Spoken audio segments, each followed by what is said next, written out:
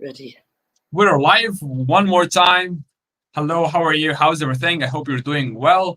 This is Mukhtar, IH Cairo, and CELTA certified. We are with Miss Laura, MCT, main course tutor for CELTA, YL, and some other good um, courses for professional development for teachers. How are you, Miss Laura? How are you doing? Very well. Had a nice lazy day. I hope everybody else is having a nice holiday as well. Holiday, yes, that was a good day. People, yeah, especially because tomorrow is Friday Eve, so Saturday is off as well. Well, yes, So, yeah. because some of us, Perfect. some places are closed already, aren't they? So we could start our holiday a bit earlier. Exactly. Yes. Well, this is our third live about professional development courses for teachers.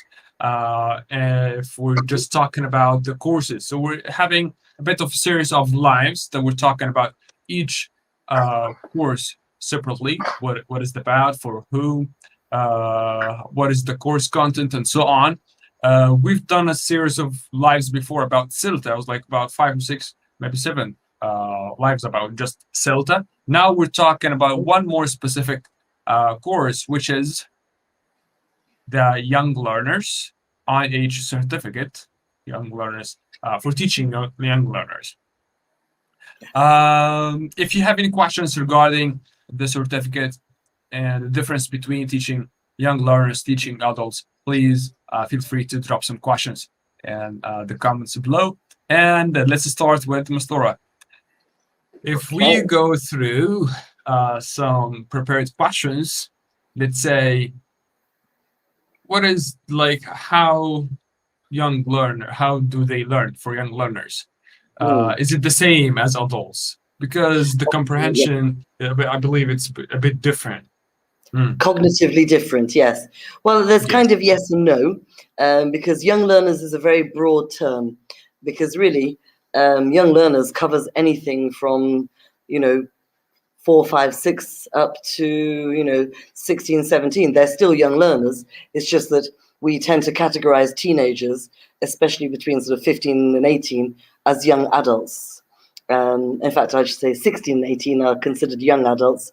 But of course, children mature at different rates. So some 13 and 14-year-old children are actually a bit like 18-year-olds because, they're just more mature, more grown up. Whereas, young learners often, people often say young learners when they're thinking about primary age children, which of course, depending on countries, can range from 5 to 11 or 6 to 11. And then we've got the next group, the sort of 11 to 13, 14s, which has different names in different countries. We tend to call them middle school, or in the British system, they would be called lower secondary. In the American system, they would be junior high. Okay, so these are all names for pretty much the same thing. There's just different ways of describing them. So yes, obviously children are, younger children especially are cognitively different, especially before they get to, sort of 12, I would say 12-ish, because children do develop at different rates. So the way they learn is different. If you're talking about, 5 and 6-year-olds, then we can't do much writing because they still haven't learned to write particularly well in their mother tongue, and they're still learning how to write in their mother tongue. So obviously, if we're teaching English, we can't expect to do too much writing with them because, and that applies to reading as well, because they're still learning these things, these skills that are taught to us in our mother tongue. So that's going to be a big difference if you're teaching young primary stroke KG. All right, oops, got a fly visitor. Obviously, you won't be talking about grammar rules because they don't even know what that is in their own language. So it's no good talking about tenses. And so that means that a teacher doesn't teach them grammar. Oh, we do. Yes, just differently. But okay. So we're not going to. How? Sorry, a fly visiting me. Sorry, it's a go away fly. So basically, with children, if we're showing them how to make simple sentences, we can do it with pictures or colored cards. So actually, I should have had one with me, but I'll do it on another live. But basically, if I've got a picture of a smiley face, okay, my little smiley face, okay, and then I've got a picture of bananas, okay, so I show this, smiley, bananas, I like bananas, okay, I've got a sentence, Yes. all right? Mhm. So if I want to change the sentence, then I have a sad face and go, Yes. all right, so sad face, bananas, I don't like bananas, all right? So Mhm. we've done grammar, but in a way that But makes sense to a child. so I don't go like, this is a grammar lesson. We're gonna learn how to express your things that you like or don't like. But no, No, we do it no, not at through. all. Yes, Yes. we just go in directly.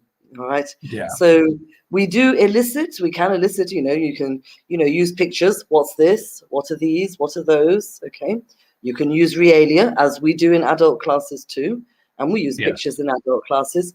But we're not going to go through that sort of verb plus past participle or whatever. All right. Yes. We're going to use cards.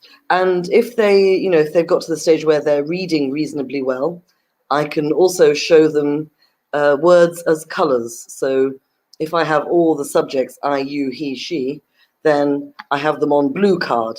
So I call these blue Okay. words. All right. And then I Mm. have verbs on red pieces of paper, and I call them red words. All right. Yes. And then I have nouns or objects, whatever you want to call them in this case, on green pieces of paper, so those are green words. So again, I don't So. talk about the Mm. parts of speech. So if I want to make a sentence, I need a blue word, a red word, and a green word. Okay, Yes, and instead of telling them I need a subject or a pronoun, then a verb, then an object or whatever, forget it. no, I need just colors. Yes, because Okay. most of the time, especially children, age from sort of 5 to 7 or 8, they don't usually know those terms in their own language. So if we start talking about those things in English, they'll just be sort of so they're not cognitively Mhm. ready for that. So Yes. it's too early. Yes, when they're sort of 10, 11, 12, when they're a bit more aware of their own language, because they might be studying things like that in their mother tongue, then we can talk about those things, especially around 11, 12, and so on. But at this age, the sort of primary age, it's not really very helpful. Okay. I see. Perfect. So this is related to grammar. Yeah, we Mm, teach grammar for adults and for young yeah, learners, but the way is different. yeah. Okay. How about the skills lessons, like Mm. listening, reading, uh, writing, and speaking, and so on? Absolutely. Well, again, this will also depend on how much they've done in their mother tongue. So it's usually advisable to wait until they've started reading in their mother tongue. You don't have to. There's plenty of research that says you can do both at the same time, and there's nothing wrong with that. It's like But learning the mother tongue and yes, English as well. Okay. exactly, because children with bilingual parents, mixed marriage parents, for example, pick up languages very easily. So in terms of speaking and comprehension, that's absolutely fine. And if they're reading in their own language, then they can be ready to transfer that basic skill, at that basic level, let's say for the younger ones, into English, even if the alphabet's different, because they've already Mhm. got used to decoding, blending, especially for teachers who are using phonics, who are very familiar with it. So if we're doing reading lessons, perhaps we're going to start with easy text, maybe with songs and things like this. We might have to take into account that we might have to use some teaching reading techniques, like phonics systems, blending, sounding out. We might need to do some reading aloud, which we don't do in adult classes because adults don't need to read aloud because it's not a life skill. Whereas Yes. reading aloud with children is okay because that's part of the emergent reader process. All right. Ah, So I yes, see. and when the children are a bit older and getting better at reading, becoming more confident, sort of 9, 10, and so on, we can still do the same things we do with adults, like skimming and scanning, more intensive comprehension. So listening Okay. and speaking are easier because we can do those things through songs and stories, nursery rhymes, okay, because they're good at listening and repeating, they're good at copying. I'm so sorry, I seem to have a very nasty fly visitor who does not want to go away. Um, Whereas writing, again, that's a skill that needs teaching directly, because again, they're probably emergent writers in their own language, especially for the younger Mhm. ones. And especially if Yes. you're writing in Arabic, for example, so they've got to learn the other direction and Yes. forming shapes. So you might have to do some basic literacy teaching, depending on where you're working. If it's a language center, usually the children who come for classes already have those skills. They've already been taught at school. But you're going to have to Yes. take into account that they're not going to write long sentences. You've got to start with short sentences, maybe Mm, start with, children's poems, show them how to make like shape poems and, shapes with words. And I again, as see. they get older, they can write sentences, they can write paragraphs, but they will need help. And plus, especially the younger ones, we shouldn't force writing too much because they're still learning how to hold the pen correctly. All right, so Mm, mm. gripping is Yes. quite difficult and it's painful because it's using different muscles. So we have Yeah. to be very patient. Okay, Which is but of not a course, problem the when you're problem is teaching that, yes, adults. absolutely. So there are things that we have to bear in mind that because the thing with adults and children is adults have learned those skills already because they're adults. They've been to school. Many have been to university, so they're already confident readers and writers. Whereas when you're a child, you're still learning those skills, so you're going to need some extra support. So as the children get older, to 10, 11, 12, 13, obviously they'll be very confident writers by that stage, unless they have, a learning disability such as dyslexia. Okay. Good. So that was about teaching them a skills lesson. If we're going to talk about teaching pronunciation, Hmm. so how does it go if I teach pronunciation to young learners? Probably the easiest job in the world, actually. Oh, really? Mm. Because we do it through songs and nursery rhymes, um, and especially the smaller children. It's the best time because they copy everything like little monkeys. So Yes. everything you say, they copy, and they often copy it perfectly. Um, so um, pronunciation is usually pretty easy to teach. Especially if you do things like songs, chants, nursery rhymes. Doing them at natural rhythm, instead of saying chocolate, it's chocolate, strawberries, so they get to shout out the words and so on. Plus, especially for the very young children, KG and upwards, the bones here are still very soft, okay? So this Uh-huh. is why so many linguists, recommend teaching children as many languages as possible while they're very young, because their bones can make all those different sounds that may not exist in their mother tongue. So imagine somebody like me, who's nearly 58, trying to make sounds in Arabic like ayn, and qaf, and all of these. My bones are fixed, so I Mm. struggle. I see. But if I were an English child learning those Arabic sounds, I'd be able to make them very easily because my Mm. bones are still soft enough to Yes. produce So those you can sounds. shape them with the skills you're learning or the language you're Absolutely. learning. So Yes. yeah, absolutely. Pronunciation is the least of your worries. Usually, children who start learning languages at a very young age, usually have very very clear pronunciation. Basically, their pronunciation is as clear as yours. So if your pronunciation as a teacher is clear, their pronunciation will be clear. All right. Yeah, because So they are it the doesn't source really. of how to Absolutely. pronounce. They Yes. copy Good. you. So Yes. be careful sometimes because you say something and you think, oh, I say, not because it's wrong, but I remember jokingly saying something to my kids that I was teaching using the regional accent my grandparents had, um, and they copied it perfectly, and they went around saying it for ages. But it's not Oh, wrong. It was just funny. yes. It was just They're very copying cute. the accent just in this word, Yes, maybe. yes. Because they asked me about something about my grandparents, and in where my grandparents come from, they don't say tea, they say Thai. So the kids thought this was great. So they're going to go, I like Thai, I like Thai. So it was very Ah, cute, though. Yeah, But, yes. I was thinking sometimes, oh my God, they're going to go around with, and people will think that their teacher has Ah, taught them that accent, which is nothing wrong, but some people are a bit snobby about it. So I was yes. feeling sort of, you always wonder you always have to be careful what you say in front of children, because they repeat it and copy it. So Hmm. so sometimes it's a good thing, sometimes not so good. Yeah, it depends on how to use it as a teacher. Yes, Okay. exactly. But they Okay. are excellent mimics. Yeah. Well, and one of the things that we had to focus on when we're teaching adults, and this was emphasized to a great deal in even TEFL or CELTA course, Mm, which is group work and peer work. So not yeah, to make the class teacher yeah, centered, you need to make it student centered. So how it sure. goes if we do this Right. with So young yes, learners?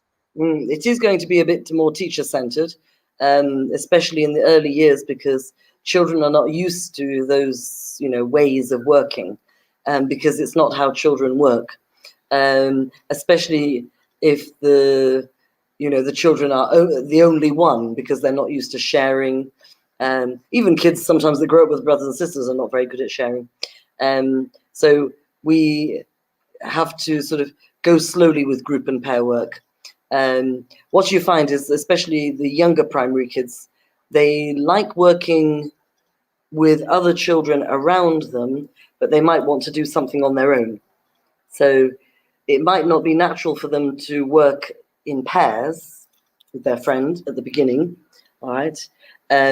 But we can teach them how to do it. We can say, oh, look, let's do this together. It's nice, let's try and you write one word, I write another word. We have to sort of build it up. Hmm. It's not as easy as sort of saying to adults, right, get into pairs, da, da, da. That will Uh, come later, once you've trained. I mean, it is a bit well, of they get learner used to training. this. Yes, Mm. so we can't expect it to happen immediately, but there's no reason why you can't use it. You just have to start slow and build up. All right. So if you've been with them, for a few months, by the end of the year, even halfway through the year, they'll, children like routines. Once the routine has been set, okay, work together in pairs, or okay, 3, 2, 1, find 2 other people to work with. They have to run around and find somebody to work with. Then they get into it. All right.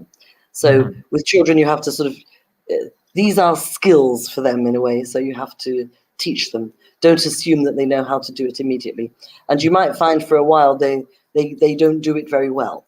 All right. Mhm. It's just because it's new. Because remember, when children are sort of, 4, 5, and 6, and 7, they're still sort of getting used to that sort of school routine, things that you do at school that you don't do at home. So, some Yes. children adapt very quickly and others don't. Mm. Okay. Yeah. Okay. Well, I worked for some time at a school, and I would say I ran away back to language centers, teach adults. And that was, yeah. My first experience in teaching was teaching adults. So classroom management wasn't a thing. It was easy, fine. Adult people came, they're decent, they're Yes, polite. yeah, Teach me, please. And of course. they are motivated to learn and to receive Yes. information. But when it goes to young learners, I believe it's a big difference in between. So how can I manage a classroom if I'm teaching young I'm learners? laughing because we've all been in your situation. So I'm Mm. laughing with you because it can be absolutely terrifying teaching children when you're used to Yeah. teaching adults. Well, the first thing you've Mhm. got to remember is adults choose to come to the language center for lessons, okay? Most of them are Yes. paid out of their own pockets. Um, Yes. Many of them have reasons, they know their reasons. I want a promotion at work. So I'll get more money if my English level is higher. Mm. Maybe I have to deliver a conference on, on my So they product in come English. already motivated and pushed to do this and Absolutely. learn. And they are adults. They've got life experience. They, they sort of, Yes. they have a clear idea of what they want in life. Maybe, some of them have already got very good jobs, but they want to, climb up the ladder even further. Or they could be young adults who want to get a job, so they know that English will help them. Good command of English will get them a better job. So yes, they know what they want. Children don't have a choice in going to school. Mum and dad take them, or the school bus takes them, because that's the law. Kids go to school. So they don't have, any choice in the matter. They are motivated, but it's maybe a different motivation. So we have to find out what their motivations, for want of a better word, are, because their world is a very different world. The things that interest them are things like mummy, daddy, brothers and sisters, toys, including mobile devices, and stuff like that. So again, children need to learn how to operate in a learning environment. So this is things like pair work. If they want something, well, at home, they probably just take it. So they see a pen and they grab it. All right. So that might be okay at home, but it's not okay in class, because usually they've taken that pen from another child who's going, he's taking my pen. And always solve the problem. Yes. Yeah. So we get lots of that, he's taking my pen, he's taking my pen. But the thing is, once they've got the pen back, their moods go up and down as soon as they've got it. So you've got to be prepared for things like that. And you have to teach them to say, can I borrow your pen, please? Little phrases, and show them, borrow, nice, okay, nice, borrow, don't, no, not nice. So they need to learn those skills that, when they want something, they have to ask, even if it's, you're doing, if they're coloring in a picture in class. For example, I have the box of colored pencils, and they have to ask me in English, but let's say they're 5-year-olds and 6-year-olds and not very good at sentences, but they have to say the color and please. So blue, please, teacher, red, please, teacher, yellow, please, teacher. So they get into the habit of understanding that they have to ask for something, they must ask politely, and they don't just take it like that. All right. So we have to teach them social skills. So, like you said, teaching adults is a piece of cake in terms of classroom management, because the worst thing that they'll do is speak their mother tongue a bit too much, or they come late because they have responsibilities, or they got caught in the traffic, especially for those of us who live in huge cities, or where they're working, the boss didn't let them leave earlier, to attend the class, whatever. Or things with their own family, maybe, God forbid, one of the kids was sick, so they had to do something. So children are different because they are still learning how to manage themselves. So we kind of have to teach them, because those are things they should be learning at home. But of course, that will vary. Some people are doing a better job than others, because we know that, unfortunately, if you teach, children from rather rich families, the kids can be very spoiled and are not used to doing what they're told. All right. So that varies as well. That can make a big difference. So we have to plan our classroom management. So on CELTA, for example, we didn't teach you how to do that because we were preparing you for teaching adults. If you're teaching kids, you need to be very clear on the things that you're going to do. Like, do you have a system for getting the books out?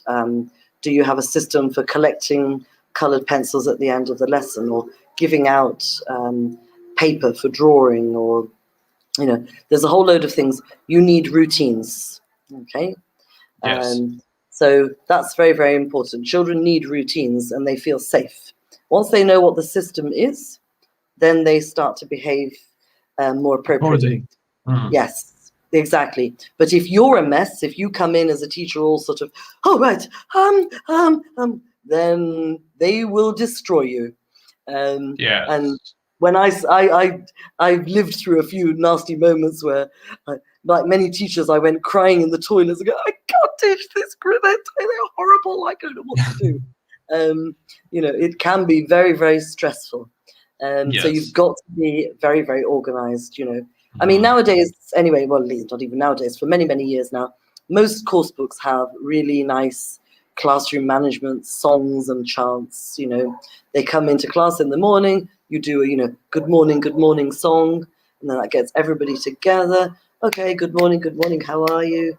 I'm fine, how are you? And then, okay, let's sit down. So then they follow the song and then they follow the instructions. All right? Yes. So you have to, where the similarity, where there is a clear similarity, actually, which we teach on CELTA, is demo. Remember the D word. So forget the explanations, just demo everything, instructions, what you want them to do. TPR, total physical response. Sit down, please. Stand up, please. Open your books, please. Listen, please. Okay? So This you is have TPR. Yes, body language. Yes, right? using body language. So there's body language and TPR. So TPR, as we say, is total physical response, like stand up, sit down. These are TPR. Exactly. Good. So using your body language to show them what you want to do, and sometimes doing it yourself. Stand up, sit down. So your body language speaks 1,000 words, basically. So those are big differences, and that's where you need to be very, very well prepared. All right. So teaching adults, you don't need to, but teaching children, you must be clear. You must also know the rules of the school you're working at. What are the consequences? We try to avoid words like punishment, but you need a system, and if your school doesn't have a clear system or a system that you know of, then you have to implement your own. Things like classroom contracts, which have been proven time and time and again to work. So, like we make the whole students agree about it, like the whole class. Exactly. Yes, and those work right up to the older teenagers as well. You just every time the class agrees on 3 or 4 rules, and they're the ones that follow them. They make a poster, they all sign it, and then there's no fun in breaking it, is there? Because they were your rules, not the teacher's rules. Teachers' rules are fun to break. Yes. School rules are fun to break, but their own rules it's boring, isn't it? So we've got to keep them engaged. So obviously the younger students, because their concentration cognitive level is lower, you've got to keep the class moving, keep them active. Don't expect them to sit for 30, 40 minutes non-stop, because if you do, you will have chaos. And it's not fair to ask them to do that. It's not natural in any country, in any culture, to force children to sit for 30, 40 minutes at once. It's so difficult because they're fidgeting and they're moving. And this is often the source of many classroom management problems, because they're bored. And once they're bored, God help you. Right? Whereas older ones, yes, the 12 and 13, they can sit still for longer periods of time. But even so, they need breaks as well, so maybe every 50 minutes, do something else, change the pace, change the task, and, maybe do a vocab game, and same with teenagers. Okay, teenagers are a bit different because their energy levels start going that way, all right? Whereas children are sort of, they're like those little Duracell bunnies. They're very active. But teenagers are sort of a bit lethargic because their bodies are changing. So sometimes they come into class and just go, all right? Because their bodies are changing in such a way that they're quite commonly exhausted. This is physiological, right? Yes. What we sometimes call growing pains in different languages. So they're kind of a bit up and down, but they do need changes of pace, and they do need to move around as well. Okay, so those are some of the main differences between teaching kids and adults. Yes, especially in regards to classroom management. Perfect. Well, I think this is what we have for today regarding teaching young learners. This is about IH certificate teaching young learners. If you have more questions, please leave it in the comments below. We'll make sure that we answer it in another live. For more details, you can check like how to apply and so on. You can check IH Cairo, International House Cairo website. And I think we've come to an end. Do you have anything to add, Ms. Dora? No, that's fine. Just repeating what you said, look at the course content of the Teaching English to Young Learners and Teenagers, because the course is aimed at teachers who are teaching from age 6 up to 17.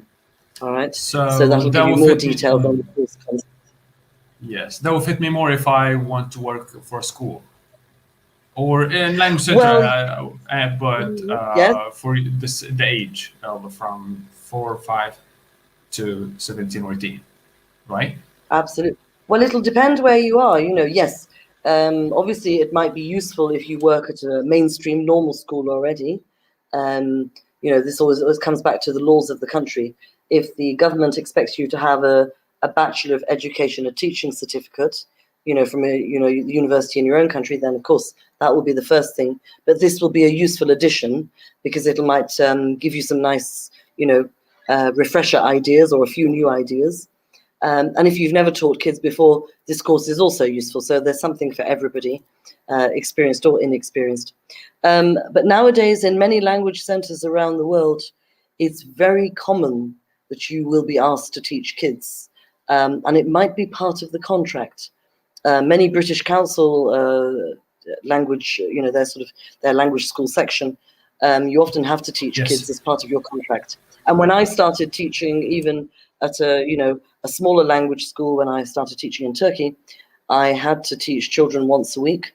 And that was when I got thrown into a classroom with a bunch of sort of 7-year-olds, fresh off my CELTA without a clue, and sort of, it was what we call a baptism by fire in English, where I was sort of thrown into it and somehow spent my first few months absolutely terrified. So yes, it is more and more common that you will be asked to teach kids at least once or twice a week. And sometimes you might find that, because some people sort of say, oh God, I don't want to teach kids, they're a pain in the neck, which can be true. But sometimes you find that you actually enjoy it more than teaching adults. Yes, yeah. I have some friends who really like it. They're fun. They enjoy teaching kids. It depends. You need a lot of energy. You also need to accept that with a children's lesson, things aren't always going to go the way you planned. So if you're one of these people that wants a lesson to go chick, chick, chick, chick, chick, and you're teaching kids, then you're going to be horribly disappointed and upset. One of the nice things about teaching children, I find actually the most enjoyable thing, is that they come up with strange things.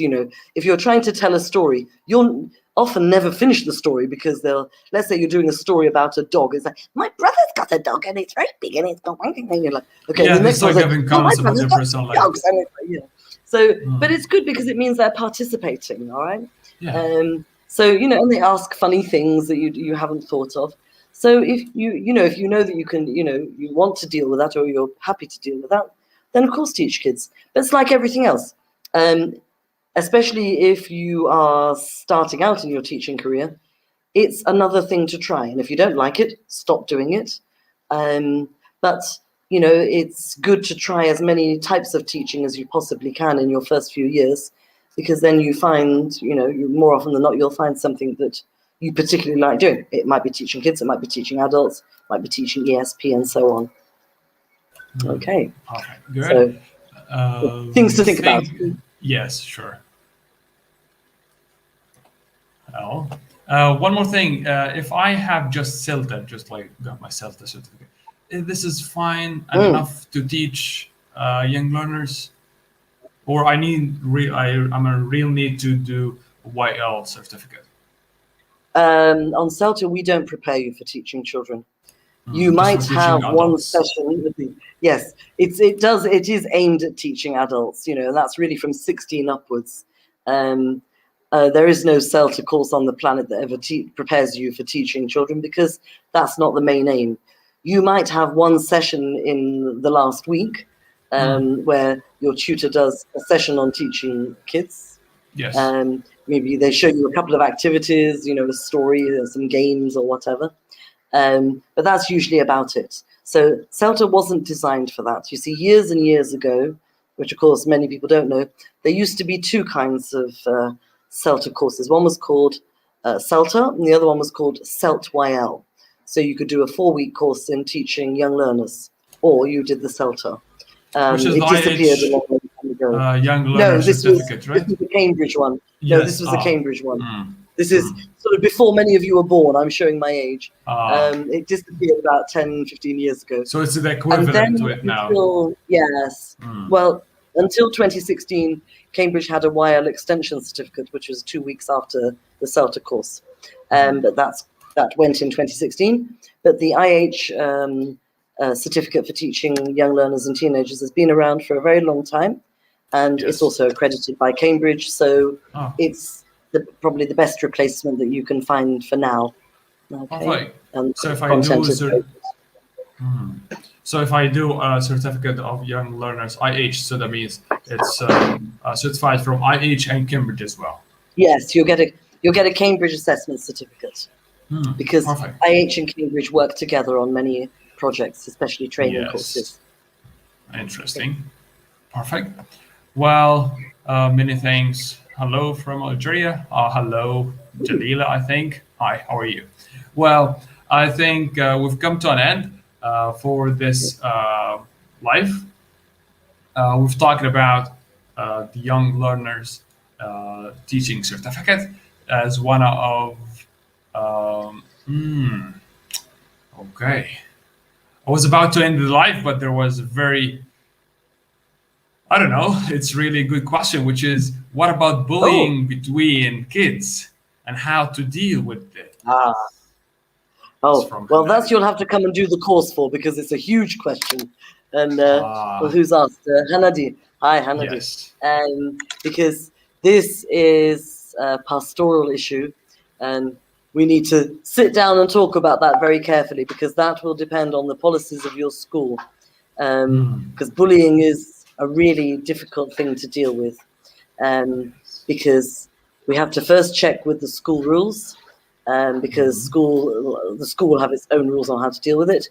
We also need to find out what kind of bullying it is and what the teacher is allowed to do when bullying takes place in class or in the playground. Because my own country, for example, is quite difficult. There are many, many rules because we can't touch the children. You know, if they're sort of killing each other in the corner, we have very strict laws about touching children. So I can't touch them. Because I could be accused of child abuse. So I have to call somebody, a specialist who comes and deals with it. So we need to find out, this is why I say, I don't like to dodge this question because it's really, really important, but it'll take a few lives to deal with it. So we need to find out what kind of bullying it is, where it's taking place, what is actually happening, is there violence involved? Is it verbal bullying? Is this something we can take to the principal, the head of the school, the headmaster, the headmistress? Is the bullying so serious that we need to get the police involved? That can also happen. If there has been, extreme violence, where a child was very badly injured, it does happen. Not so commonly, I'm glad to say, but it's not unheard of. So, yeah, sorry to dodge that question, but that's something that we would probably deal with in more detail on the course itself. All right. Perfect. Because it's huge. Yes. Sorry about Seems like you got 2 or 3 input sessions, Hanadi. We'll be looking for you there. We'll meet and have a cup of coffee and talk about it after Ramadan. Yes. Okay, perfect. You got a free invitation now. And waiting for our next live. Wait for our next live. Might be about as well one of the professional development courses we're running in IH Cairo. And that's it for today. And have very much. Good night. See you. Okay. Bye. See you. Bye. Thanks for listening. Thanks.